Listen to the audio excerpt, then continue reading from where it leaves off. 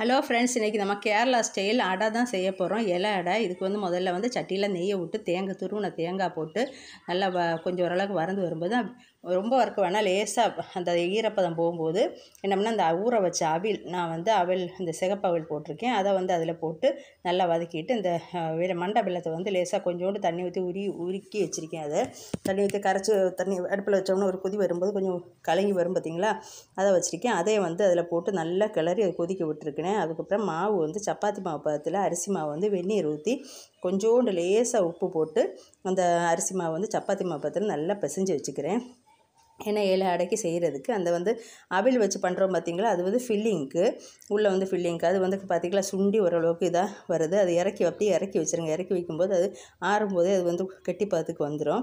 அதுக்கப்புறம் ஒரு வாழை இலையை கட் பண்ணி வச்சுட்டு அதில் அந்த மாவை நல்லா பரப்பிட்டு அது நடுவில் அந்த பூரணம் பண்ணி வச்சுருக்கோம் பார்த்திங்களா, அவில் வச்சு மண்டை வெல்லம் வச்சு அதை கோரி வச்சுட்டு இலையை அப்படியே மூடி அப்படி வச்சுட்டோம்னா ஒரு மடிப்பு அப்படி மடித்து 2 சைடு மடித்து வச்சுட்டோம்னா அழகாக அது ரெடி ஆயிரும். அதை அப்படியே எடுத்து வச்சுட்டு இட்லி சட்டி ரெடி பண்ணி அதில் தண்ணி ஊற்றி இட்லி சட்டியோட தட்டு வச்சுட்டு அது மேலே இதை அப்படியே வரிசையாக அடுக்கி வச்சு அடுப்பில் வச்சு ஒரு 10 நிமிஷம் வேக வச்சோன்னு வைங்களேன். மூடி வச்சு சூப்பராக வெந்துடும்.